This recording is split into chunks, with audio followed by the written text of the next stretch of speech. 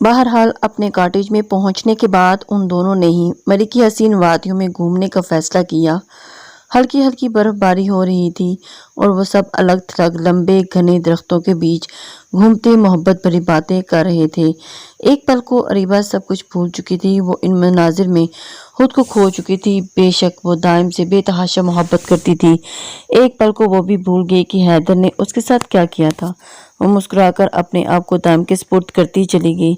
दाइम ने उसे यहाँ आकर इतना खुश देखा तो वो भी मुस्कुरा चुका था और दिल ही दिल में आने वाले लम्हात का सोचकर वो अपने जज्बात को छुपा न सका। देर रात तक घूमने फिरने के बाद उन्होंने वापस कॉटेज का रुख किया था। बाहर हल्की हल्की बारिश शुरू हो चुकी थी। जैसे ही अरीबा नाइट सूट पहनने के लिए वॉशरूम जाने लगी तो उसका हाथ पकड़कर उसे खींचकर अपने करीब कर चुका था। यह सब कुछ अचानक हुआ था जब उसने अपने लब उसके नाजुक गाल पर रख दिए और उसके गाल को अपने होंठों से सहलाकर मुस्कुराकर कहने लगा, स्वीट हार्ट, कहाँ जा रही हो?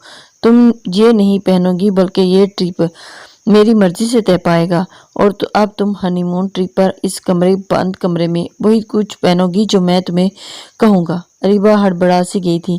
कमरे में मौजूद हिद्दत और उसमें दाइम के जज्बात ने उसे कमज़ोर करना शुरू कर दिया था। वो कसमसाते हुए कहने लगी कि क्या मतलब आपका? पहले तो जो ड्रेसेस हैं वो आपकी पसंद के ही हैं सारे, और नाइट सूट भी तो देखिए आपके नाइट सूट के साथ मैचिंग है। वो आखिरी बार खुद को उससे छुड़वाना चाहती थी लेकिन वो हंसकर कहने लगा कि नहीं, मुझे तुम इन कपड़ों में नहीं चाहिए बल्कि किसी और खुलिये में चाहिए आज। ये कहकर वो उसे अलमारी के करीब ले गया और अगले ही पल एक पैकेट निकालकर उसकी तरफ बढ़ाया। उस पैकेट पर लिखी लोकेशन स्टोर का नाम देकर अरीबा अंदाज़ा लगा चुकी थी कि ये एड्रेस पाकिस्तान का तो नहीं है। इसमें जो कुछ भी था वो उसने दूसरे मुल्क से मंगवाया था। एक नज़र उसने दाइम को देखा और फिर जब इस पैकेट को खोल कर देखा तो उसकी आंखें फटी की फटी रह चुकी थी। इंतहाई बेबाक सी जालीदार नाइटी उसके सामने थी जिसे देखकर अरीबा का चेहरा सुर्ख लाल होने लगा। अगले ही पल उसने उस नाइटी को बेड पर फेंक दिया। कहने लगी कि ये क्या कह रही हैं आप? शर्म आनी चाहिए आपको। बीवी हूँ मैं आपकी। भला कोई बीवी को इस तरह नाइटी गिफ्ट करता भी है? वो अपना चेहरा दोनों हाथों में छुपा चुकी थी। दिल बड़ी जोरों से धड़क रहा था और दाइम हंसता हुआ उसे मजीद अपने करीब कर उसके कान के करीब अपनी गर्म सांसें निछावर करके कहने लगा कि मेरी जान, चुपचाप करके जाकर ये नाइटी पहनकर बाहर आओ। अब मुझसे मजीद काबू पाना मुश्किल हो गया है। अरीबा मजबूर हो चुकी थी। वो तो माजी की भूल ही चुकी थी। कहने लगे कि नहीं दाइम, ऐसा मत कीजिए, मुझे शर्म आती है, मैं ये नहीं पहन सकती। कहने लगा कि अच्छा ठीक है, तुम्हें शर्म आती है लेकिन मुझे तो नहीं आ रही। तो मैं तुम्हें बीवी मान चुका हूँ और तुम्हारे और मेरे बीच कैसा लिहाज? लाओ मुझे दो, मैं खुद तुम्हें पहना देता हूँ। अरीबा तो शर्म के मारे कुछ बोल ही ना पाई। जड़ से वो नाइटी लेकर वॉशरूम में भागी और अपने दिल में हजारों जज्बात लिए दाइम वहीं पर नीम दराज बैठ चुका था। आंखें मूंदे वो आने वाले लम्हात का सोच रहा था। जब कुछ देर के बाद वॉशरूम का दरवाज़ा हल्का सा खुला, शर्माई शर्माई सी अरीबा उसके सामने थी। उस नाइटी में वो बेहद खूबसूरत लग रही थी। सिर्फ और सिर्फ उसकी खातिर वो उस नाइटी में जब उसके सामने आई तो वो खुद पर काबू न रख सका।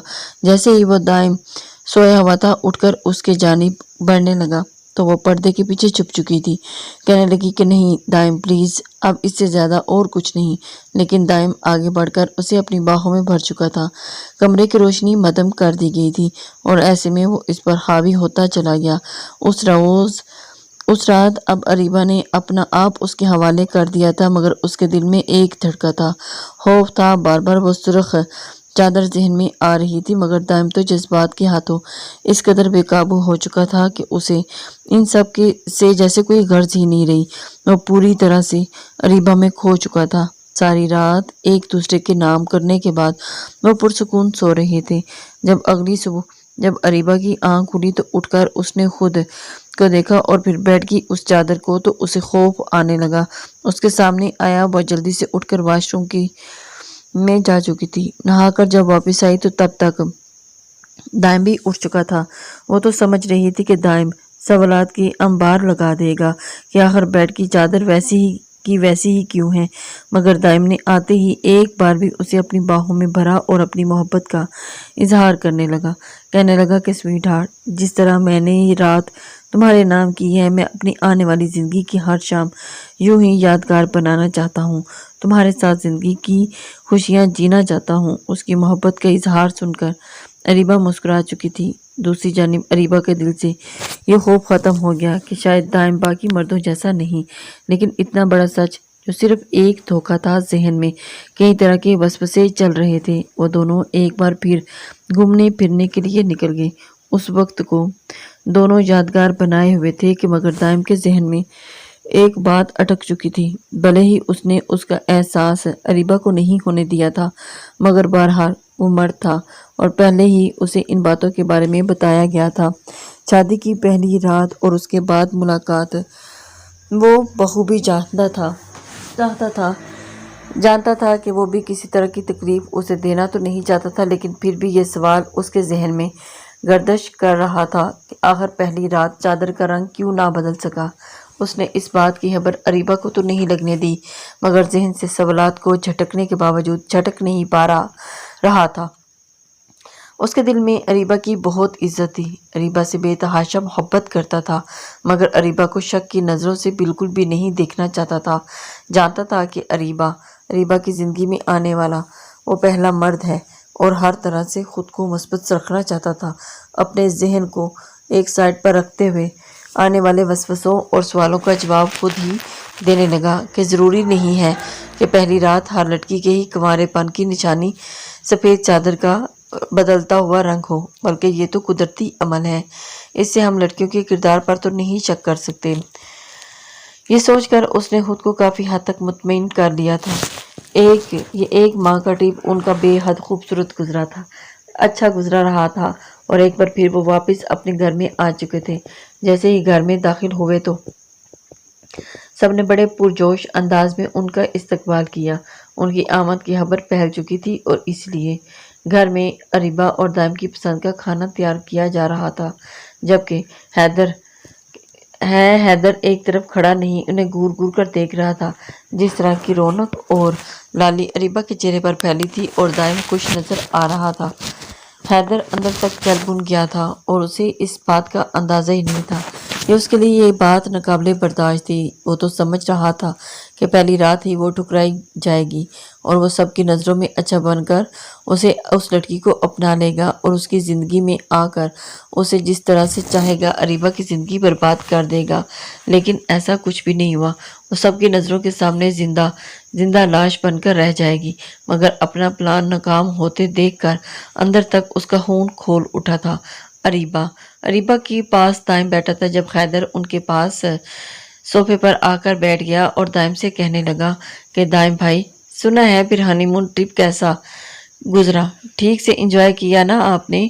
دائم نے مسکراتے ہوئے کہنے لگا، ہاں بالکل ویسے، اور اپنے ٹور کے بارے میں اسے بتا رہا تھا کہ کس کس جگہ پر جا کر انہوں نے اور کہاں کہاں گھومے، لیکن اس نظریں تو بار بار اریبہ کے چہرے پر گردش کر رہی تھی اور اس کا چہرہ اس وقت بالکل سرخ ہو چکا تھا۔ کچھ دیر کے بعد حیدر اپنے کمرے کی طرف آ گیا تھا۔ جب اسے اریبہ کمرے سے باہر نکلتی ہوئی دکھائی دی تو اگلے ہی پل اسے بازو سے کھینچ کر وہ اسے اپنے کمرے میں کھینچ کر لے آیا تھا۔ اریبہ اس افتاد کے لیے بالکل بھی تیار نہیں تھی، ہڑبڑا سی گئی تھی۔ اس سے پہلے کہ اس چلا کر دائم کو بلاتی، اس کے منہ پر رکھ کر ہاتھ رکھ چکا تھا اور آنکھوں میں غصہ اور حقارت صاف نظر آ رہی تھی۔ تمہارا شوہر کیا نامرد نکلا ہے جو اس سے تمہاری اصلیت ابھی تک نہیں پتہ چل سکی؟ اس کی اریبہ نے اسے ٹانگ حیدر کے پیٹ میں ماری تھی۔ وہ کھانستے ہوئے جیسے اس سے الگ ہوا تو اریبہ نے سائڈ ٹیبل پر پڑا ہوا گلدان اٹھا کر اس کی طرف مارا جو سیدھا جا کر اس کے ہاتھ پر لگا۔ حیدر درد سے ہلکا سا چلایا۔ اریبہ غصے اور حقارت کے ملے جلے تاثرات سے کہنے لگی، بے حیا بے غیرت انسان، شرم آنی چاہیے تمہیں، تمہارے ارادوں کو میں پہلے ہی بھاگ چکی تھی، بے شرم کہیں کہ تم اسی قابل ہو۔ تم کیا سمجھ رہے تھے کہ میری زندگی برباد کر کے رکھ دو گے اور میں تم جیسے جلاد کی ہو جاؤں گی؟ ہرگز نہیں، میں صرف اور صرف دائم کی ہوں اور بہت جلد انہیں تمہارے بارے میں بھی بتا دوں گی۔ وہ اپنے ہاتھ اس کی طرف دے کر کہہ رہا تھا، دیکھ رہا تھا ہاتھ کی اوپری سطح میں اچھا خاصا زخم ہو چکا تھا۔ اگلے ہی پل اس نے آگے بڑھ کر اریبہ کو گردن سے دبوچ لیا۔ باقی سب نیچے لاؤنج میں بیٹھے خوش گپیوں میں مصروف تھے۔ لاؤنج میں بیٹھے اپنے بڑوں کو وہ اپنے ہنی مون کی تصاویر دکھا رہا تھا۔ وہ ہنس رہے تھے اور اس بات سے بے خبر کہ یہاں اریبہ کا سانس روکے حیدر اسے اپنی جلاد بن چکا ہے۔ گردن دبوچ کر اسے مزید اپنے قریب کر کے کہنے لگا کہ شٹ اپ، دوبارہ میرے سامنے اپنی زبان مت چلانا۔ تم نے مجھے ریجیکٹ کیا ہے، سمجھی؟ میں تب تک چین سے نہیں بیٹھوں گا جب تک تمہیں برباد نہ کر دوں۔ حیدر صرف اور صرف اریبہ کی بربادی چاہتا ہے اور یہ تمہیں میں ایک دن کر کے دکھاؤں گا۔ تمہارے سارے پر میں اپنے ناخنوں سے کھینچ کر اتار دوں گا۔ کیا سمجھ رہی ہو کہ دائم اتنا اعلیٰ ظرف ہے کہ تم اسے بتاؤ گی کہ شادی سے پہلے کچھ روز پہلے حیدر نے مجھے بستر پر گرا کر میری پاک دامنی پر خچے اڑا دیے اور وہ اعلیٰ ظرفی کا مظاہرہ کرتے ہوئے تمہیں خوشی خوشی قبول کر لے گا، خوشی سے سینے لگا کر پوچھے گا کہ بیبی زیادہ درد تو نہیں ہوا؟ یہ کہہ کر حیدر ایک حباست بڑا کہکا لگا کر گونجا اور اگلے ہی پل اسے گردن اور جبڑوں سے دبوچ کر کہنے لگا، یہ مت بولو، مرد مرد ہی ہوتا ہے، تم بتا کر تو دیکھو تمہارا حشر کیا کرے گا، اپنی آنکھوں سے دیکھوں گا۔ حیدر یہ کہہ کر اسے چھوڑ چکا تھا اور کمرے کا دروازہ کھلا تھا۔ اریبہ ایک جھٹکے سے کمرے سے باہر نکلی اور جا کر سامنے ریکنگ سے لگی۔ وہ روتے ہوئے اپنے کمرے میں جا رہی تھی۔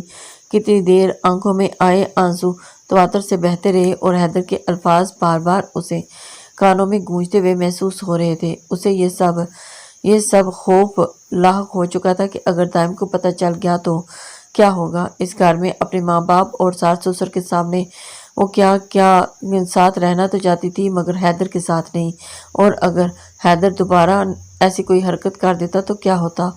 وہ دل ہی دل میں خوف کے مارے جھنجھلا اٹھی تھی۔ دائم جب کمرے میں آیا تو سامنے بیٹھی سرخ آنکھوں کے ساتھ اریبہ کو دیکھنے لگا جس کی آنکھیں سرخ لال ہو چکی تھی اور مسلسل ان سے آنسو بہہ کر کہہ رہے تھے کہ کیا ہوا اریبہ، رو کیوں رہی ہو؟ دائم خود بھی حیران تھا کیونکہ کچھ دیر پہلے تو وہ سب کے ساتھ بیٹھ کر ٹھیک ٹھاک تھی، کسی نے بھی اس کے ساتھ کوئی بات نہیں کی تھی، لیکن اب ایسی کیا وجہ بنی کہ وہ رو رہی تھی؟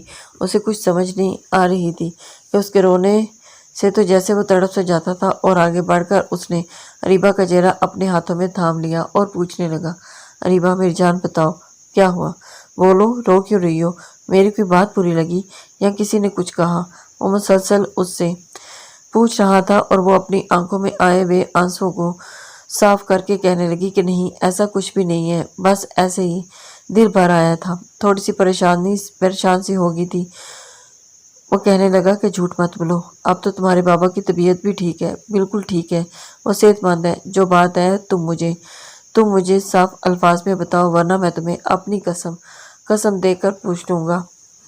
دائم کے منہ پر یہ سن کر تھوڑی ہڑبڑا سی گئی تھی، پھر کہنے لگی کہ نہیں، آپ مجھے اپنی قسم مت دیں، میں آپ کو سب کچھ سچ سچ بتا دوں گی۔ اریبہ کا دل چاہا کہ دائم کو وہ سب کچھ بتا دے، لیکن پھر حیدر کی جانے والی باتیں اس کے ذہن میں گردش کرنے لگی کہ اگر سچ مچ دائم یہ سب جان کر اسے چھوڑ دیتا تو اس کی وجود کام سا گیا تھا، اور کہنے لگی کہ میں آپ کو کچھ وقت تک سب کچھ سچ بتا دوں گی، لیکن ابھی پلیز مجھے مجبور مت کیجیے۔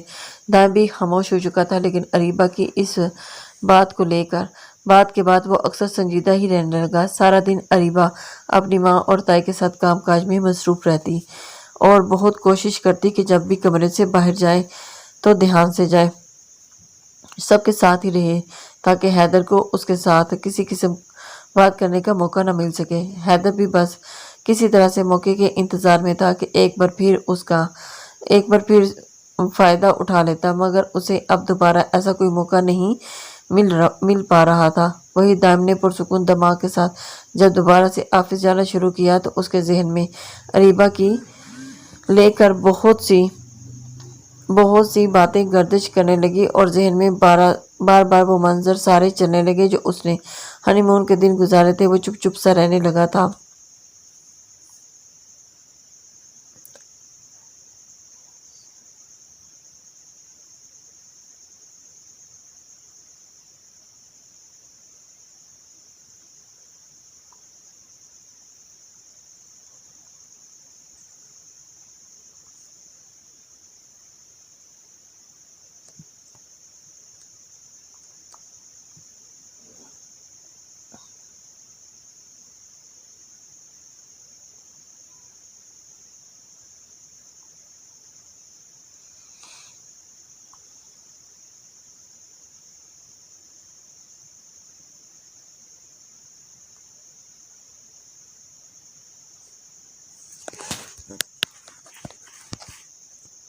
جب دوبارہ اریبہ کو لے کر بہت سی باتیں گردش کرنے لگی اور ذہن میں بار بار منظر چلنے لگے جو اس نے ہنی مون کے دن گزارے تھے، وہ چپ چپ سا رہنے لگا تھا۔ پہلے جو ہر وقت گھر میں اریبہ کو تنگ کرتا رہتا، اب خاموشی غالب آ چکی تھی۔ کوئی بات ہوتی تو بولتا، ورنہ گھر آ کر بھی لیپ ٹاپ پر کام میں ہی مصروف رہتا۔ اکثر اریبہ اس کا انتظار کرتے کرتے سو جایا کرتی۔ اریبہ نے بھی یہ بات نوٹ کی تھی کہ وہ کافی خاموش رہنے لگا۔ اریبہ خود اس کے ساتھ کوئی بات کرتی تو وہ مسکرا دیتا، ورنہ اب پہلے کی طرح اس کے ساتھ محبت کا اظہار بھی نہیں کرتا تھا۔ اریبہ کو یہ شک لرزانے لگا کہ کہیں حیدر نے اسے کچھ بتا تو نہیں دیا، کہیں سے شک تو نہیں ہو گیا کہ اس سے پہلے کہ حیدر اسے کچھ بتا کر نہ جانے اس کے کردار پر سوالیہ نشان بنا دیتا۔ اریبہ نے خود ہی فیصلہ کیا کہ وہ اسے حقیقت سے آگاہ کرے گی۔ اس شام اس کی شادی کو 6 ماہ ہو چکے تھے جب دائم گھر آیا، اور یہ بات ان ساری پریشانیوں میں اریبہ کے ذہن سے نکل چکی تھی، مگر دائم کو یاد تھا وہ اس کے لیے پھول اور کیک لے کر آیا تھا، لیکن جو گرم جوشی اس کے لہجے میں ہونی چاہیے تھی وہ نہیں تھی۔ اریبہ دائم کا ہاتھ پکڑ کر کہنے لگی، کیا بات ہے؟ آپ کیوں مجھ سے اس قدر دور دور رہنے لگے ہیں؟ مجھے آپ کے ساتھ اپنی زندگی کی خوشیاں گزارنی ہیں، میں آپ کے ساتھ اپنی زندگی کی ہمیشہ رہنا چاہتی ہوں، لیکن کیا آپ اس رشتے سے دل بھر چکا ہے؟ یہ سن کر ایک گہری سانس دائم نے خارج کی، کہنے لگا، ایسی کوئی بات نہیں ہے، لیکن میں نے تو تمہیں اپنی بیوی، اپنا دوست، اپنا ہمسفر سمجھتا تھا۔ مجھے لگا تھا کہ تم مجھ سے کچھ بھی نہیں چھپاؤ گی۔ میں نے تو روایتی مردوں والا سلوک بھی تمہارے ساتھ نہیں کیا، لیکن اس کے باوجود تم نے مجھ سے راز رکھے۔ جب تک تم مجھے اپنا دوست نہیں سمجھو گی تب تک ہم اپنی زندگی میں آگے کیسے بڑھ پائیں گے؟ پھر تو ہمارا رشتہ بھی روایتی میاں بیوی جیسا ہو کر رہ جائے گا، شوہر اور بیوی جیسا۔ بیوی خدمت کرے، کھانا کھلائے اور رات کو بستر پر اسے تسکین کا ذریعہ بنائے، اور صبح پھر وہی تو میں شروع ہو جائے۔ یہ سن کر اریبہ گہری سانس لے کر خارج کہنے لگی، اور اپنے کپکپاتے ہوئے ہاتھ میں اس نے دائم کا ہاتھ پر رکھا، اور پھر کہنے لگی کہ دائم، میں نہیں جانتی میری بات سننے کے بعد آپ کا کیا ری ایکشن ہوگا، لیکن میں مزید اس سچ کو چھپا کر نہیں رکھ سکتی۔ اس سے پہلے کہ کسی اور کے منہ سے آپ سچ سنیں اور میرے بارے میں غلط سمجھیں، میں آپ کو حقیقت سے آگاہ کرنا چاہتی ہوں۔ یہ کہنے کے بعد اریبہ نے اپنی آنکھیں بند کی اور دائم کا ہاتھ پکڑے رکھا اور اس کے ہاتھوں کی گرمائش محسوس کرتی رہی، مگر جیسے جیسے اس نے کپکپاتے لبوں کے ساتھ اسے حقیقت بتانا شروع کی تو اس کے ہاتھ سے اسی طرح ٹھنڈے پڑنے لگے تھے جیسے کہ پہلے پڑ جایا کرتے تھے۔ آنکھوں سے آنسو نکل رہے تھے۔ جب آنکھیں کھول کر اس نے سامنے دائم کو دیکھا تو وہ اسے شاخ سے دیکھ رہا تھا۔ دائم کو بے شک حیدر بالکل چھوٹے بھائیوں جیسے عزیز تھا، لیکن وہ اریبہ کو جھوٹا نہیں کہہ سکتا تھا۔ اریبہ منہ چھپا کر رونے لگی، کہنے لگی کہ آپ مجھے جو سزا دینا چاہیں دے دیں، لیکن اس میں میری کوئی غلطی نہیں۔ دائم کو وہ اپنی جان سے بڑھ کر عزیز تھی۔ وہ کسی بھی چال میں اسے حال میں نہیں چھوڑنا چاہتا تھا، مگر اس کے منہ سے حقیقت سن کر اریبہ پر نہیں بلکہ حیدر پر غصہ آیا۔ سب کے سامنے شریف دکھنے والا حیدر اندر سے اس قدر کمینگی کا مظاہرہ کر سکتا تھا۔ غصے سے کمرے سے باہر جانے لگا۔ اریبہ نے اسے روکنا چاہا کہ اس وقت کوئی بھی تماشا مت لگائیے گا، باہر آپ کے اور میرے ماں باپ ہیں، اگر ان تک یہ حقیقت پہنچی تو وہ جیتے جی مر جائیں گے۔ لیکن اس سب کے باوجود دائم حیدر کے کمرے میں گیا تھا، جو اس وقت اپنے کمرے میں بے خود سا بیٹھا سگریٹ پر سگریٹ پی رہا تھا۔ گھر والوں کو تو یہ بھی معلوم نہیں تھا کہ وہ سگریٹ پیتا ہے۔ اس کے پاس شراب کی بوتلیں بھی تھی، شراب بھی پیتا تھا۔ وہ سگریٹ پیتے اپنے موبائل میں اریبہ کی تصاویر دیکھتا ہوا نفرت امیز جملے کہہ رہا تھا، اسے گالی دے رہا تھا۔ جب دروازہ کھلنے پر دائم نے سن لیا، اگلے ہی پل آگے بڑھ کر اس نے حیدر کو گردن سے دبوچا اور بیڈ پر پٹخ دیا، اور اس کے پیٹ میں نہ جانے کتنے ہی مکے اس کی کمر میں دے مارے۔ وہ درد سے چلا رہا تھا، بلا رہا تھا، اور اچھی خاصی پٹائی کرنے کے بعد اس نے حیدر کا منہ موڑا اور اس کے منہ پر تھپڑ مارنے لگا تھا۔ حیدر اس کے منہ پر، یہ کیا کر رہے ہو بھائی، کیا ہو گیا ہے آپ کو؟ اچھی خاصی پٹائی کرنے کے بعد کہنے لگا، اگر مجھے اپنے ماں باپ کا لحاظ نہ ہوتا تو نہ جانے میں تیرے ساتھ کیا کر دیتا۔ وہ تجھے ہم سے زیادہ محبت کرتے ہیں اور تم نے اریبہ کے ساتھ یہ سب کچھ کیا صرف اور صرف بدلہ لینے کے لیے۔ تو سب کچھ کرے گا اور میں اریبہ کو چھوڑ دوں گا؟ ہرگز نہیں۔ تم جیسا نیچ اور گھٹیا انسان اگر میرے پاس چلے تو میں تیرا خون پی جاؤں۔ حیدر اتنی مار کھا کر رونے لگا، ہاتھ جوڑنے لگا کہ میں نے کچھ نہیں کیا، اریبہ جھوٹ بول رہی ہے۔ لیکن اسے ایک اور مکہ مارا اور کہنے لگا، شٹ اپ، زبان بند کرو، اور اپنی خبردار جو دوبارہ تم نے اپنی زبان سے میری بیوی کا نام بھی لیا تو۔ اریبہ گھبرا رہی تھی اور وہ حیدر کا حشر کر رہا تھا، نہ جانے اس کے ساتھ کیا کرتا۔ کچھ دیر کے بعد واپس کمرے میں آیا۔ اریبہ ڈری سہمی کھڑی تھی، لیکن اس نے آگے بڑھ کر اسے اپنے سینے سے لگا لیا، کہنے لگا، پگلی، مجھے اسی روز تم نے کیوں نہیں بتایا کہ تم نے مجھے اتنا تنگ نظر اور چھوٹی سوچ کا سمجھا ہوا تھا کہ میں بجائے غلط کو غلط کہنے کے تمہیں چھوڑ دیتا۔ تم میری جان ہو، میری محبت ہو، میں تمہیں تکلیف دینے کے بارے میں آسانی سے نہیں چھوڑوں گا۔ اور روتے ہوئے اپنے دل کے سارے غبار نکال کر اسے سینے سے لگ چکی تھی۔ لیکن اب ایک گھر میں حیدر کے ساتھ رہنا آسان نہیں تھا۔ چند روز کے بعد ہی دائم نے شہر میں اپنی نئی کمپنی کا آغاز کیا، جو کہ دن دگنی رات چگنی ترقی کرنے لگی، اور اس نے اپنے ماں باپ سے کہا کہ آئے روز شہر کا چکر لگانا میرے لیے آسان نہیں، مجھے وہاں پر کام بہت ہوتا ہے، تو کیا میں اپنے ساتھ گھر لے کر رہائش اختیار کر لوں؟ دونوں ماں باپ نے اس پر خوشی کا اظہار کیا۔ تایمی کہنے لگی کہ بیٹا، اکیلے جا کر کیا کرو گے؟ ایسا کرو کہ ساتھ میں اریبہ کو بھی لے جاؤ، دونوں میاں بیوی ایک ساتھ رہنا، اس طرح ہمیں بھی تمہاری فکر نہیں رہے گی۔ اور یہی تو وہ چاہتا تھا۔ چند روز کے بعد وہ دونوں اس گھر کو چھوڑ کر جا چکے تھے۔ اریبہ نے سکون کا سانس لیا۔ وقت یوں ہی آگے بڑھنے لگا تھا۔ حیدر کی شادی بھی خاندان کی ایک لڑکی کے ساتھ کر دی گئی، وہ جو اپنے خاندان کی سب سے خوبصورت لڑکی نیلوفر پر جان نچھاور کر چکا تھا۔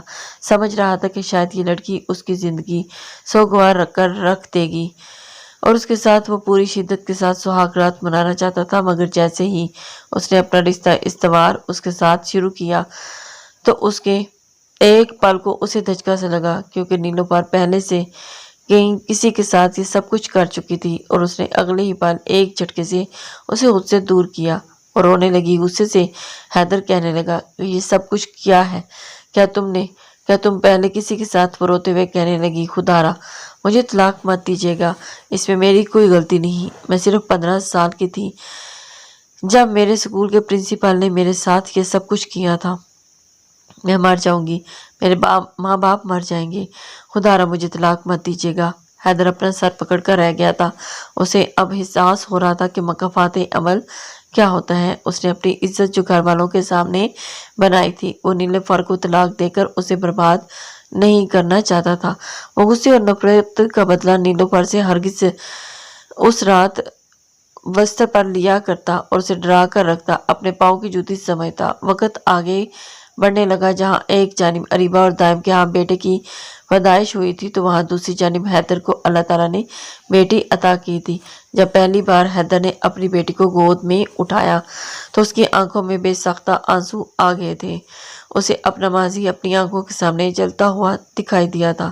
وہ اپنی بیٹی کی خاطر اپنی ہر ایک بری عادت کو چھوڑ چکا تھا، اور وقت آگے بڑھنے لگا۔ جیسے جیسے اس کی بیٹی اس کی نظروں کے سامنے جوان ہو رہی تھی، وہ عجیب سے خوف کی کیفیت میں مبتلا ہو رہا تھا۔ نہ جانے کیوں، مگر خاندان کے لوگ بھی کہا کرتے، یہاں تک کہ اریبہ کے ماں باپ اور ساس سسر بھی کہتے، بیٹا، تمہاری بیٹی میں تو ہمیں اریبہ کا بچپن دکھائی دیتا ہے، یہ تو بالکل ہماری اریبہ جیسی ہے۔ یہ سن کر تو وہ دن بدن مزید پریشان سا رہنے لگا۔ ایک وقت ایسا بھی آیا جب کالج میں گئی منتہا واپس نہیں آئی تو نیلوفر رو رو کر اپنے شوہر کو کال کر رہی تھی۔ اچھا، میں ادھر کو پتہ چلا تو وہ مارا کالج تک پہنچا، پورا کالج چھان مارا، لیکن اس کی بیٹی کہیں نہیں ملی۔ گارڈ بھی کہنے لگا کہ چلے جاؤ بھائی، یہاں سے تمہاری بیٹی یہاں پر نہیں ہے، کیا پتہ کسی عاشق کے ساتھ بھاگی ہے۔ حیدر جیسے پلٹا تو اسے اپنی بیٹی کی چیخوں کی آواز آئی۔ کالج کی عمارت سے یہ آواز گونج رہی تھی۔ اس نے واچ مین کو دھکا دیا اور اندر چلا گیا۔ پرنسپل کے آفس سے منتہا کی چیخوں کی آوازیں آ رہی تھی۔ اس سے پہلے کہ منتہا اس کے ساتھ اس سے پہلے کہ اس کے ساتھ کچھ غلط ہوتا حیدر پہنچ چکا تھا اور مار مار کر پرنسپل کا سر کھول چکا تھا اور اپنی بیٹی کو وہاں سے واپس لے آیا۔ منتہا کی حالت ایسی ہو چکی تھی کہ وہ اپنا ذہنی توازن کھو چکی تھی۔ ڈاکٹر نے کہا کہ انہیں 3 ماہ تک مسلسل ٹریٹمنٹ کی ضرورت ہے، دھیرے دھیرے یہ بالکل ٹھیک ہو جائیں گی۔ جبکہ خاندان کے سبھی لوگ اکٹھے ہو چکے تھے، شہر سے اریبہ اور دائم بھی آ چکے تھے۔ جب روتے ہوئے حیدر نے گھٹوں کے بل بیٹھ کر اریبہ کے آگے ہاتھ جوڑ دیے، روتے ہوئے کہنے لگا کہ مجھے معاف کر دو، میں نے تمہارے ساتھ جو کیا آج میری بیٹی کے سامنے آنے لگا۔ یہ تو خدا کا فضل ہے کہ اس کی عزت بچ گئی، ورنہ میں تو جیتے جی مر جاتا۔ یہ سب کچھ میرا اپنا ہی کیا میرے سامنے آیا ہے، خدا کے لیے مجھے معاف کر دو۔ اریبہ نے اس کے منہ سے یہ الفاظ سنے تو اس کی آنکھوں میں آنسو آ چکے تھے۔ اسے بالکل اپنی اولاد جیسی عزیز تھی۔ اس نے حیدر کو گہری سانس خارج کر کے دیکھا اور پھر کہنے لگی، فکر مت کرو، اریبہ نے کبھی بھی تمہیں اور تمہاری بیٹی کو بددعا نہیں دی۔ یہ شکر ہے کہ تمہاری بیٹی کی عزت بچ گئی، کیونکہ ہر ایک کی قسمت میں دائم جیسا ہم سفر نہیں ہوتا۔ تم سدھر گئے ہو، بیٹی کی خاطر سے تمہیں ہدایت مل گئی، بس میرے لیے یہی کافی ہے۔ اور فکر مت کرو، تمہاری بیٹی آج سے تمہارے پاس میری امانت ہے۔ جیسے ہی دونوں کی گریجویشن کمپلیٹ ہوئی تو میں اپنے مرتضیٰ کے لیے تمہاری بیٹی منتہا کا رشتہ مانگنے آؤں گی۔ حیدر کو لگا کہ جیسے وہ زمین میں مزید دھنک جائے گا۔ اس نے کس قدر برا کیا تھا اس لڑکی کے ساتھ۔ پورے خاندان میں یہ بات پھیل چکی تھی کہ منتہا کی عزت خراب ہو چکی ہے، بالفرض اگر نہیں بھی ہوئی تو کون کرتا اس سے شادی۔ ایسے میں اس لڑکی کے الفاظ حیدر کو مزید زمین میں پست کر چکی تھی۔ وہ دوبارہ کبھی اپنی نظریں اریبہ کے سامنے اٹھانے کے قابل نہیں رہا اور اس کے دل میں اس کی عزت مزید بڑھ چکی تھی۔ وہی دائم اور اریبہ تمام تر معاملات دیکھنے کے بعد اپنے بیٹے کے ساتھ واپس شہر کی طرف لوٹ آئے اور جانے سے پہلے 17 سالہ منتہا کے ہاتھ میں مرتضیٰ کے نام کی انگوٹھی پہنا کر گئے تھے۔ لسنرز، کیسا لگا آپ کو آج کے یہ ناول؟ اپنے کمنٹ سیکشن میں ضرور بتائیے گا، کیا اریبہ نے حیدر کے ساتھ ٹھیک کیا یا نہیں؟ اپنے کمنٹس ضرور دیجیے گا، آپ کی رائے کا انتظار رہے گا۔ نیکسٹ ناول تک کے لیے اللہ حافظ۔